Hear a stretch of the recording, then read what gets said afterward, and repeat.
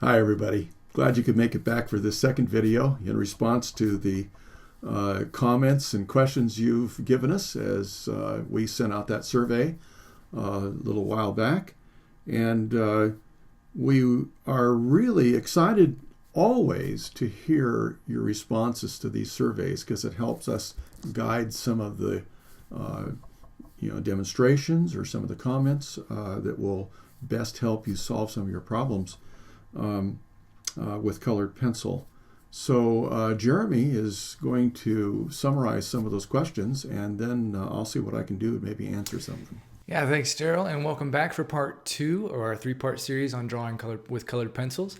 In today's video, we're going to talk about realism, which I think, let's be honest, that's probably a big part of why you're here.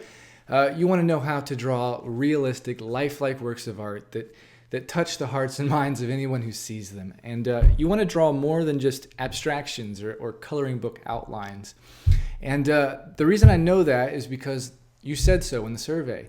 And just to kick it off before Daryl gets into the demonstration, I want to read a few of the actual responses you sent in. So one response went like this: I have to almost treat it as an abstract or it becomes very two-dimensional. This is referring to their colored pencil projects. I draw what my mind thinks is there rather than drawing what my eyes are actually seeing. And another response went like this: the most difficult for me is proportions. Often I have to erase and try again to get a good beginning.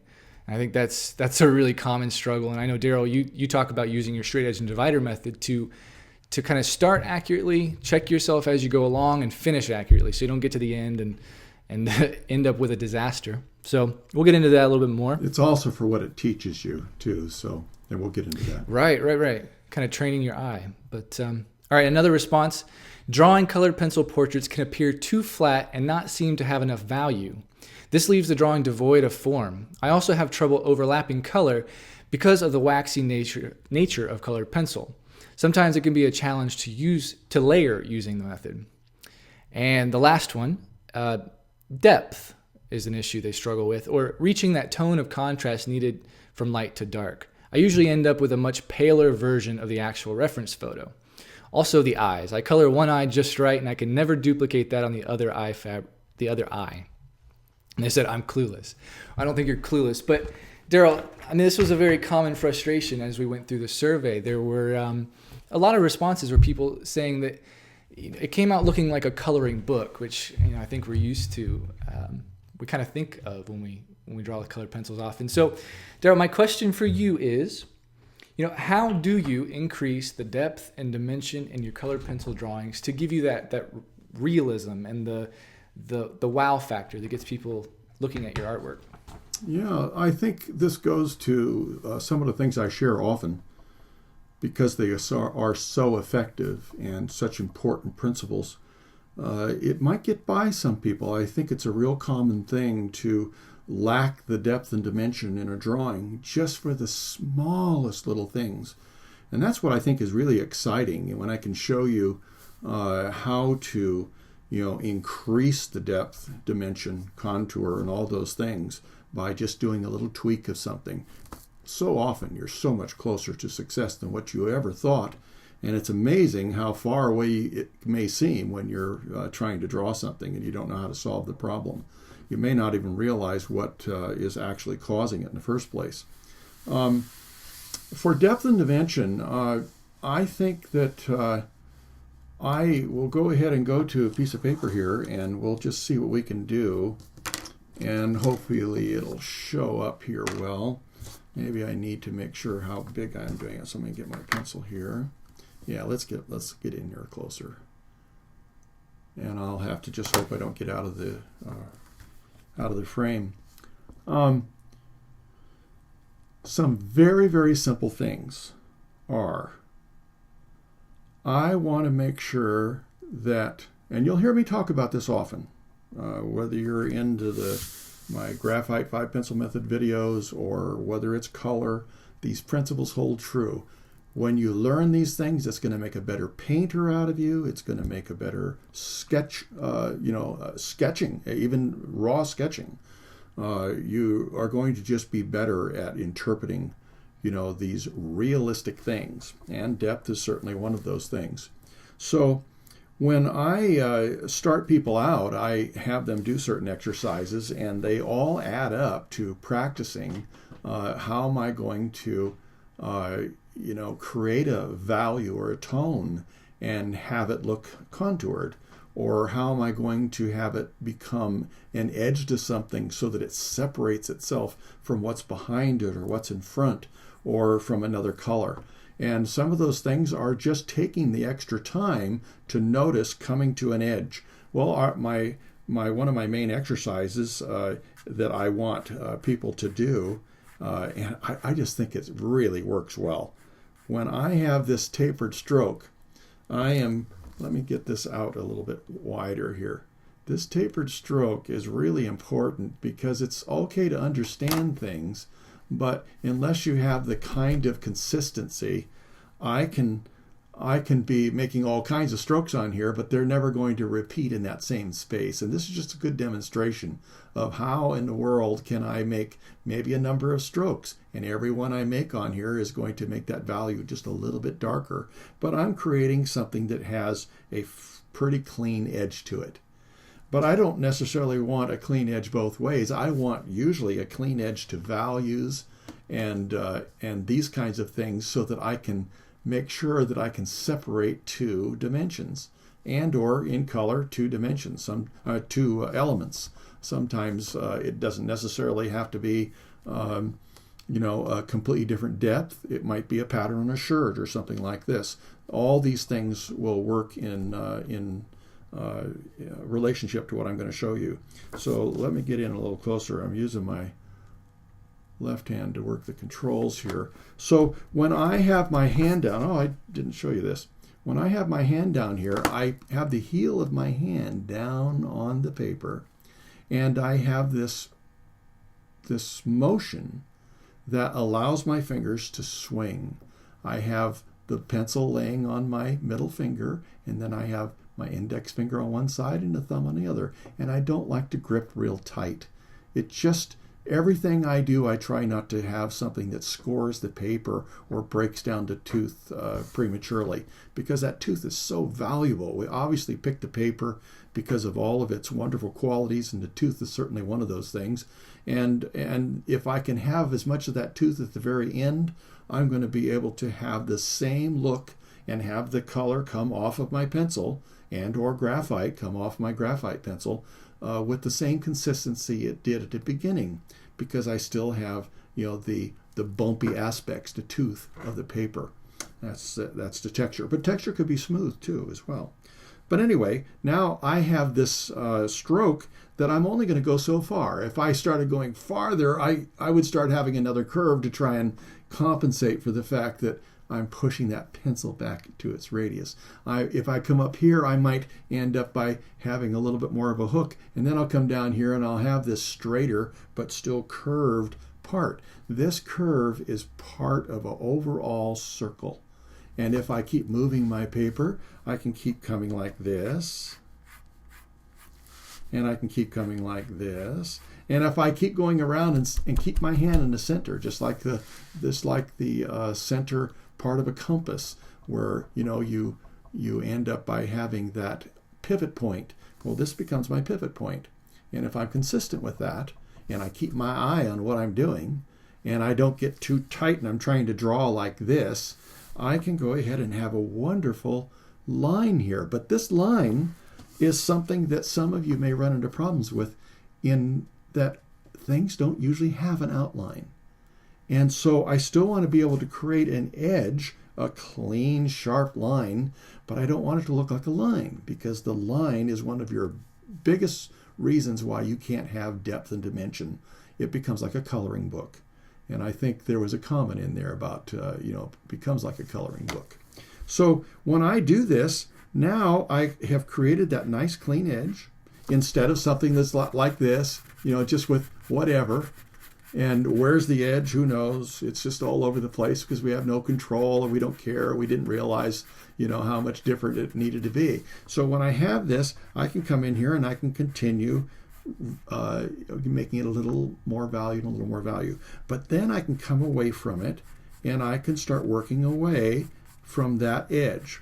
And I almost always practice getting lighter and lighter and lighter.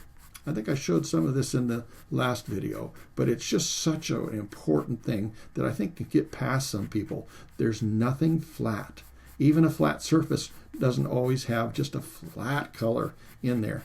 So this is one way I'm going to add interest, how it's going to show how light might be hitting a surface, but it also starts showing me that maybe just like on a planet or a ball, I come to an edge and I can't see around there anymore. It disappears from my sight. And if this was all fuzzy and soft, I would have a very difficult time showing that we can't see it anymore because it's going around. And because this is getting lighter, it's like it's coming to the lighter part of the ball, the part that's facing us, the apex, the highlight. And so this is one of the things that I think is really going to help in realism and to put more dimension in your drawings if you don't have an outline. Let me just go ahead and put this brown pencil on here just to show you a line that is going to be, pretty prominent. Well, you see, I could almost do that with this as well. And what I want to do is get rid of this line. I want this line to be absorbed into whatever value I have next to it. And it just changes the whole equation. Changes everything. It now makes it into a contour, into a surface that is on one dimension, and this says nothing. Because if I just leave a line, then I have a clean edge on both sides of the line, even if I have color over here or color over here. And we really don't have an opportunity to suggest what is in front of what. And the interesting part about this, depending on where you use this can be going maybe underneath something. Maybe this is a curved piece of paper or something. And now I have a shadow. And guess what happens when you go into or underneath something? It's probably going to get darker and darker and darker as it goes farther under there where there's less light. And I have a chance now to show that this is a completely different surface. It's raised up above this. And or, like I said before, this could be something where it's going around to the dark side of a ball. It could be, the opportunity to set this planet out in, away from space, or, having a, I don't care if it's a ping pong ball or an egg. Depending on the value you put, you're going to describe your object, but you can show that egg, even if it's a very light egg against a light surface, you can still show that there's an edge to value, and we have an opportunity to separate that egg from the rest of the environment. And so that's one of the things that I think is really important. Now let's just pretend that this is something else. If I was going underneath this with maybe a line, let's just say, well, right here, I want to go all the way to the edge. I'll just show you. If I said, well, there's color out here, and I'm going to color this in, and I have this clean edge that I've made, but I have this color, and I know that this needs to be brown, and so this is one surface and this is another surface. But if I have a nice rich color here, and then when I get over here, maybe it's because I'm not quite sure whether I'm going to be able to be accurate or not, I start getting lighter and lighter. Well, now I still have that line there, and I haven't gone all the way to the finish line. Well, you can see what would happen if I had two colors. Let me just see. If I don't have something with a clean edge on it, let's just see what happens here.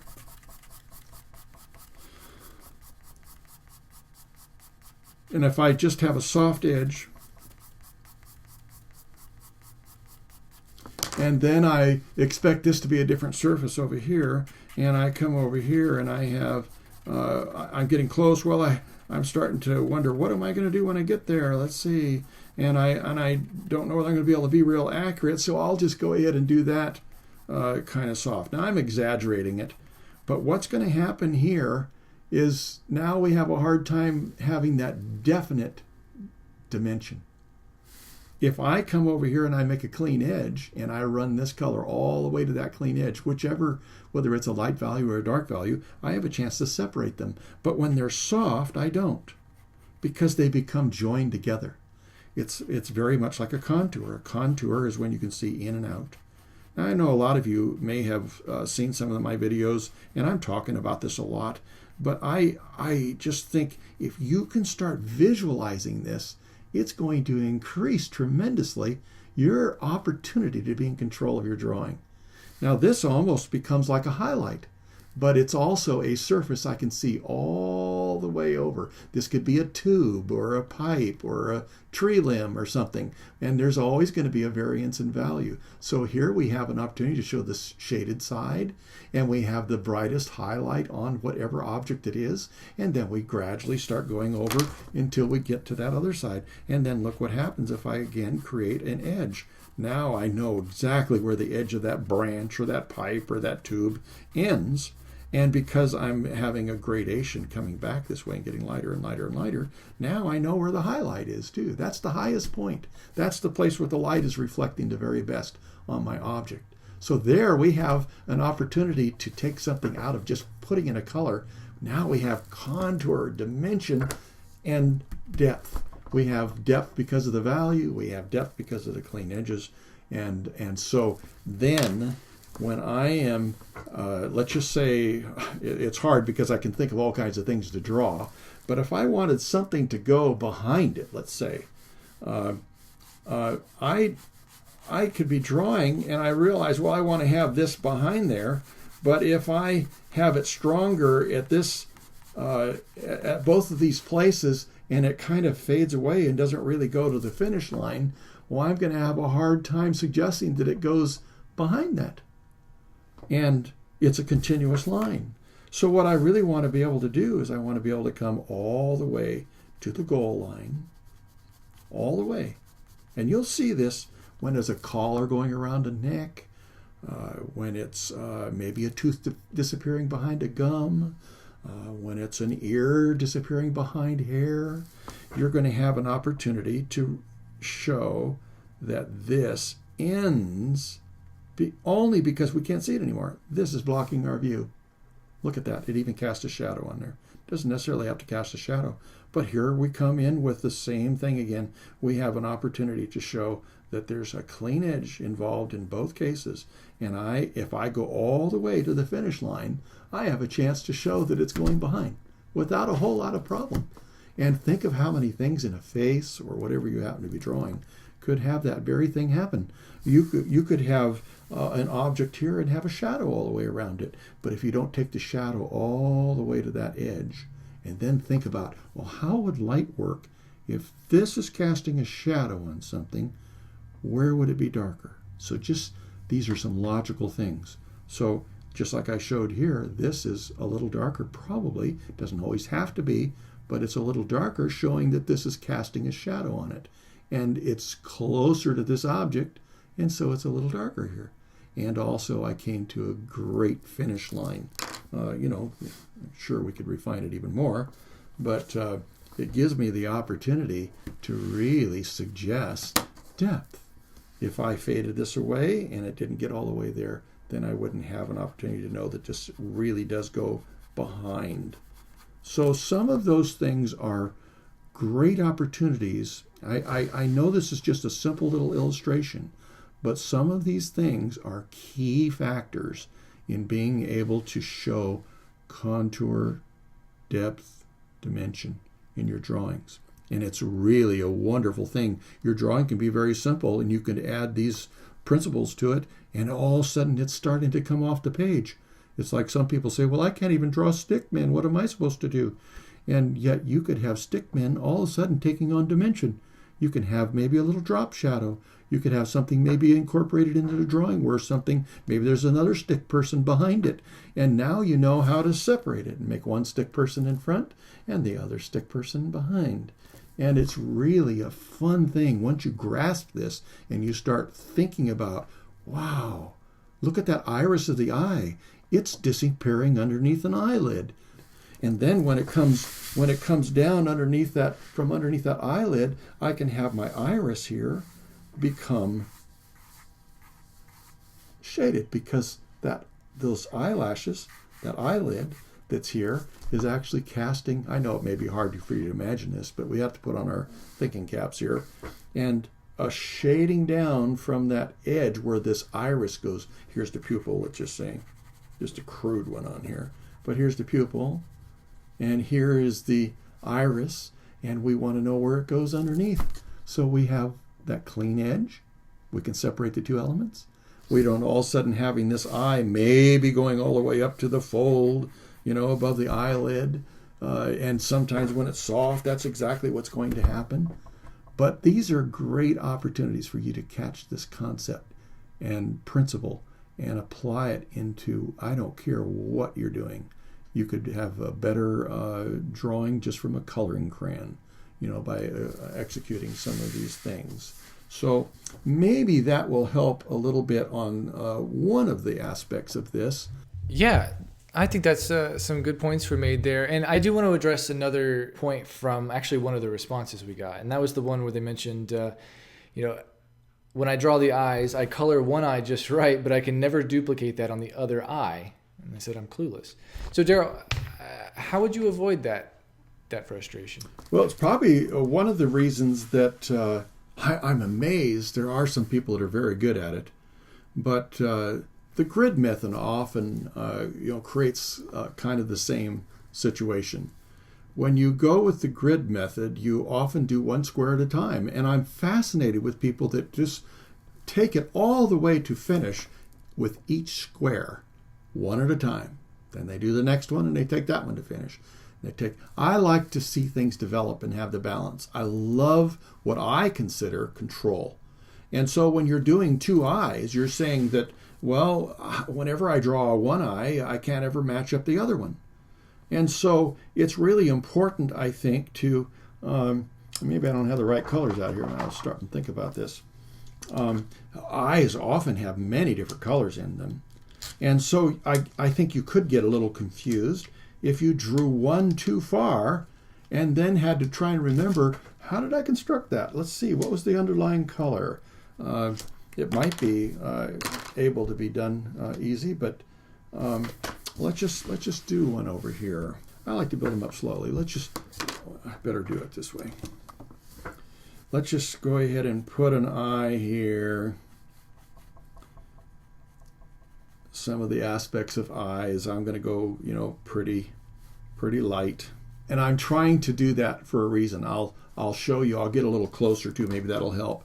Because I want to just emphasize the fact that if you start out slow and start building values, that you're going to have an opportunity to have two come out that are complementary or matching each other.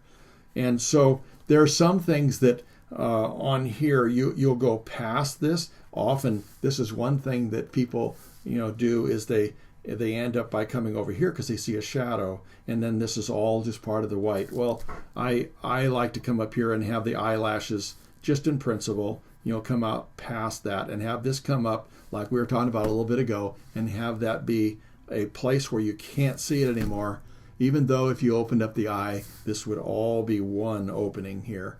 So here's the tear duct here and whatever. I hope you can see a little bit of that. Now we're going to want to know where the iris is. And so I'll sketch. I want to pay attention when I'm looking at either somebody that I'm sitting at an airport and doing, or maybe it's a family member that wants to sit for a few minutes. I want to see what part of this iris is covered up. Okay? So this part going under here, I want to be at the proper angle. I don't want to have an eye like this and then not pay any attention, and actually this is now starting to look like a cat eye or something because I started tilting that iris and didn't pay any attention. This is really important to capture that person's eye. Which way are these tilting, even though it may not seem like it because this is a circle. And pay attention to the size and shape of the whites. So I want this iris to be, pretty much the same size. It would be a rare thing to have people with two different size irises. And so there's a lot of ways you can check it. If you have a divider, you can check it with the divider too. But I want to notice what is being covered up. What is the eyelid covering? So that's going to help me now start seeing, maybe the attitude a little bit. Let me go ahead and just, because I can with color erase, I'm going to clean that up just a little bit. Okay, now let's just say they have hazel eyes. Maybe they have green and brown and all kinds of different things in there. Let me see. Let's find out where the iris is in the center first, the pupil. And if I have to, I want to make sure that I'm not putting this pupil out of center. I want to do that. So I may just give myself a little bit of an idea up here. And remember, again, another advantage of working with color erase, because I can erase that and just visualize that. And then see how much of that is being covered up. But now I want this to be in the center of whatever circle I have. This comes down here. In reality, it goes underneath the, behind that eyelid, and I want to get this pupil in the center. Okay, so here we go.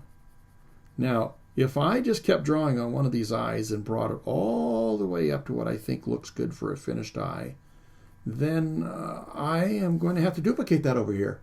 And that becomes very difficult. So maybe it would be better for me, let's construct this. Let's have that. Where does it disappear? Let me shade that down. Where does that one just, look at this starting to take on a realistic look already. Just because we're adding that, we know exactly where that's disappearing. In fact, I think while I'm here, I'm going to put this. You want to pay attention to these folds over the eyes, because the tilt, where it's high on the eye, this is very, very individual. It will be different on everybody. The height of it, the angle of it, it will have so much to say about capturing the character of a person. But let's just say, okay, maybe I want some green in there now. And I usually don't get too carried away with just showing almost like the spokes of a wheel. I can always come in there and do a little bit more of that, but let's put a little green in here.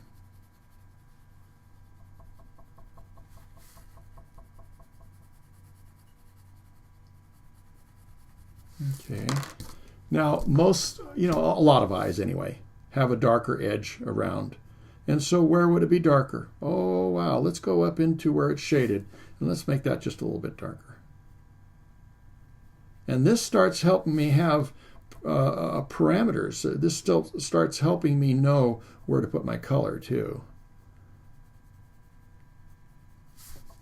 So I can do them both evenly. Now, what I'm trying to say with doing them both evenly is that wherever I stop with either one, then I can call it finished or not. And I don't have to worry about catching up to the other one. So it'll be a little bit darker. If this is a dark rim around the eye, it's a little darker when it goes up to the shade. I'm exaggerating it a little bit, but anyway, there it is. So now let's go ahead and say, well, there's a little brown in here. I can see that in there. So I can put colors over the top of other colors. Let's just see. Let's even put a little blue maybe in here. So one thing I'm noticing as you're drawing is that you're actually drawing even the outline with the colored pencils as opposed to graphite and then putting the colored pencils. So what's the advantage of doing that? Well, one of the things when I'm drawing in colored pencil, I found that when I'm using graphite to sketch my drawing out, the graphite has a tendency to be the first thing down, and it starts working its way through all the colored pencil. So it actually ends up by killing it. I can use some graphite pencil in certain places after the fact, but I would never want to use it as a base. So I would not want to go ahead and use it for my initial sketch, where I'm starting to get my feel for the proportions and some of the detail and some of the edges. I just wouldn't want to. But I could come in here afterwards, after I have something developed and I know exactly where it is, and I can go ahead and use some graphite. But I don't want the graphite to get into my other color because it starts getting just yucky. It just kills it. It takes away that freshness. But you can see right away that I have an advantage if I wanted to come back in and accentuate maybe the part that's the darkest probably on a human body anyway, and have that intensity a little bit. It would look a little strange actually if we were to do it all in brown, because we don't see brown pupils. But now, see, each time I'm doing this, I'm coming over to the other one, and I'm making sure that I'm doing the same thing with both of them. I didn't do this. Boy, it's hard trying to show a quick example on a video like this, because, it just depends on how much time you spend. And how can I abbreviate that and give you something you can go away with and feel like, I think I'm anxious to try that. I think this is really going to help me. And that's the whole idea, is to come up with something that is either going to, have you capture the whole inspiration behind it and want to try drawing if you're not already, or try colored pencil if you're not already, and or try some of these things that are going to give us the depth. Now see how this would be if it was brown. It's not nearly as effective probably as if I come in here now with my graphite, but I wouldn't want to start with my graphite.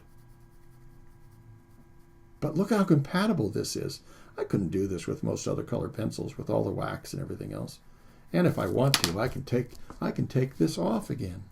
But anyway, I'm going to come in here and just put a little color in here. A little bit of that indigo blue, had a little green in there.